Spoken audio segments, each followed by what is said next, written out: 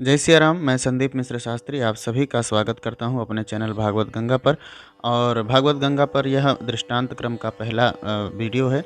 अगर आप लोगों को अच्छा लगे तो लाइक ज़रूर करिएगा। अपना जो बहुमूल्य जवाब है, बहुमूल्य आपके प्रतिक्रियाएं हैं, उनको कमेंट में ज़रूर बताइएगा।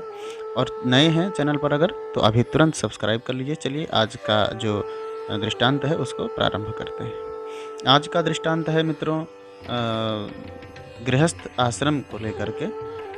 आप सिर्फ सन्यास में जाकर के ही नहीं, अपितु गृहस्थाश्रम में जाकर के भी अपने आप को आप अच्छा बना सकते हैं, अपने आप को सन्मार्ग में लगा सकते हैं और अपनी गति को भी बना सकते हैं। ऐसा हम इस जो दृष्टांत है इससे जानने की कोशिश करेंगे। तो चलिए प्रारंभ करते हैं। मित्रों, बात बड़े प्राचीन समय की है। महर्षि याज्ञवल्क्य के समय की बात है। एक धनपति नाम के ब्राह्मण हुआ करते थे। उनके परिवार में अभी तक किसी ने इतनी शिक्षा प्राप्त नहीं की थी जितना कि उनके पुत्र धर्मकीर्ति जी महाराज याज्ञवल्क्य महर्षि के यहाँ से शिक्षा प्राप्त करके लौट रहे थे। और यही कारण है कि सारे लोग महाराज धर्मकीर्ति का बड़े हृदय से स्वागत करने के लिए आतुर थे। आज 20 वर्षों के बाद महाराज धर्मकीर्ति जी अपने गांव, अपने घर लौट रहे थे महर्षि याज्ञवल्क्य के यहाँ से। इन 20 वर्षों में धर्मकीर्ति जी महाराज व्याकरण, छंद शास्त्र, ज्योतिष, धर्मशास्त्र, वेद, वेदांत, वेदांग इत्यादि का, दर्शन इत्यादि का खूब अध्ययन किया। और गांव में उनके यहाँ पहली बार कोई युवक इतना पढ़ा लिखा आ रहा था, इतना ज्ञान अर्जन किया हुआ आ रहा था व्यक्ति। इसलिए सभी लोग बड़े प्रसन्न होकर के अपनी अपनी स्वेच्छा के अनुसार उनका स्वागत कर रहे थे। स्वाभाविक ही है। और धर्मकीर्ति जी ने जब गांव में प्रवेश किया तो सारे लोग गाजे बाजे बजाने लगे, पटाखे फोड़ने लगे, नाचने गाने लगे उनके जो है स्वागत में। और धीरे धीरे अपने घर आए बेचारे धर्मकीर्ति जी महाराज। और जब दिन बीते, कुछ धीरे धीरे आगे चल करके जब कुछ दिन बीते, तो पिताजी ने सोचा कि क्यों ना पुत्र को जो है कुछ पढ़ लिख लिया है तो आगे का भी कुछ बताया जाए। और धर्मकीर्ति जी महाराज को लगता था कि ये सब माया जाल मेरे खिलाफ रचा जा रहा है, कि मुझे ये लोग गृहस्थ आश्रम में रखना चाहते हैं और मैं इस गृहस्थ आश्रम से दूर, यानी कुछ उनको विरक्त होने का जो है विचार मन में जागृत हो रहा था। तो ये स्थिति देख करके धर्मकीर्ति जी के पिताजी जो थे श्री धनपति जी को यह देख करके क्षोभ उत्पन्न हुआ कि इतना पढ़ाना लिखाना कहीं हानिकारक तो नहीं हो गया कि ज़्यादा पढ़ लिख लिया है। अधिकतर ऐसा होता है कि जो व्यक्ति ज़्यादा पढ़ लिख जाता है फिर वो दूसरे ही लाइन में जाने की सोचने लगता है। आप लोग भी सुनते होंगे कि MA BA करके और अच्छी अच्छी सेवाओं में जाने के जगह पर आदमी सन्यासी हुआ जा रहा है।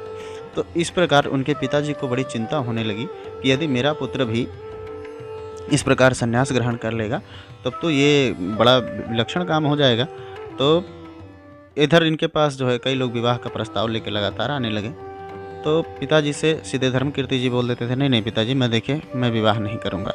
तो पिताजी ने पूछा आखिर क्यों विवाह नहीं करना चाहते हैं आप? तो धर्मकीर्ति जी ने बताया, देखिए पिताजी, ये शरीर जो है ना, ये सब नासवान, वही जो ज्ञान की बातें होती हैं वो बताने लगे कि देखिए ये नासवान है और ये संसार जो है ये भी नासवान है। मुझे ऐसा संबंध नहीं बनाना है जो नासवान हो, जिसके लिए मुझे कष्ट उठाना पड़े। मुझे मोक्ष प्राप्त करना है। तो धर्मकीर्ति जी ने कहा, ऐसा अपने पिताजी को समझाया। तो पिताजी ने कहा ठीक है, अब मैं क्या कर सकता हूँ इसमें। लेकिन उनको मन ही मन यह चिंता हुई कि असमय ही इसको वैराग्य धारण कर लेना, कहीं ये गलत फैसला तो नहीं है इसका। तो उनके मन में जब चिंता हुई तो धनपति जी महाराज ने क्या किया कि महर्षि याज्ञवल्क्य के पास पहुँचे और हाथ जोड़ करके प्रणाम किया कि महाराज, मैंने आपके पास उस बालक को भेजा था शिक्षा दीक्षा ग्रहण करने के लिए, किंतु अभी वह बालक क्या कर रहा है कि असमय का तात्पर्य होता है कि आप ब्रह्मचर्य आश्रम का पालन करिए, उसके बाद जो है गृहस्थ होइए, फिर वानप्रस्थ जाइए, फिर संन्यास जाइए, जो क्रम है उस प्रकार जाइए। लेकिन वो सीधे ब्रह्मचर्य के बाद सीधे वो संन्यास लेना चाहता है। ये बड़ा कष्टदायी है एक पिता के लिए। तो बोले, गुरुजी ने कहा, यानी कि याज्ञवल्क्य महाराज ने कहा कि ठीक है, आप परेशान मत होइए, उसको मेरे पास भेजिए, मैं देखता हूँ, कुछ विचार करता हूँ। तो याज्ञवल्क्य जी के पास धर्मकीर्ति जी महाराज को श्री धनपति जी ने भेजा। यहाँ आए, बोले कि मेरी इच्छा ऐसी है धर्मकीर्ति कि तुम मेरे पास कुछ दिन और रहो, ऐसा मैं चाहता हूँ। धर्मकीर्ति जी ने कहा मुझे कोई दिक्कत नहीं है, मुझे तो यहाँ रहने में आनंद आता है, बल्कि वो माया जाल लगता है घर परिवार सब, इसलिए मैं आपके पास रहना चाहता हूँ। बोले ठीक है। धर्मकीर्ति जी महाराज महर्षि याज्ञवल्क्य के पास रहने लगे। और एक दिन महर्षि याज्ञवल्क्य ने धर्मकीर्ति से कहा कि एक काम करो, आप जा करके जो है फूल तोड़ लाओ मेरे लिए, भगवान को चढ़ाना है मुझे, उनके लिए फूल ले आओ बढ़िया सा। धर्मकीर्ति जी गए फूल तोड़ने, तो जो बाग का माली था, जो बाग का स्वामी था बगीचे का, उसने इनको फूल तोड़ते हुए देख लिया और दौड़ा लिया कुल्हाड़ी लेकर के कि आज तो मैं तुम्हें नहीं छोड़ूंगा, आज तो मैं तुम्हें मार डालूंगा। और धर्मकीर्ति जी महाराज बड़ी जोर से दौड़ के भागते हुए सरपट भगे बड़े जोर से, और इनके पीछे पीछे माली लग गया। और धर्मकीर्ति जी महाराज सीधे जाकर के गुरुदेव के पास पहुँचे और हाथ जोड़ करके उनसे प्रार्थना करने लगे, गुरुदेव बचा लीजिए। बोले क्यों, क्या हुआ? बोले ये माली मेरे पीछे लगा हुआ है, मुझे मार डालेगा। तो गुरु जी ने कहा तो क्या हुआ, मार डालेगा तो?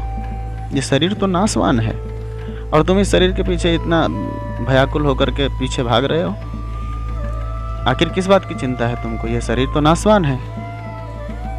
तुरंत धर्मकीर्ति जी महाराज को समझ में आ गया, चरणों में गिर गए और बोले गुरुदेव मुझसे गलती हो गई।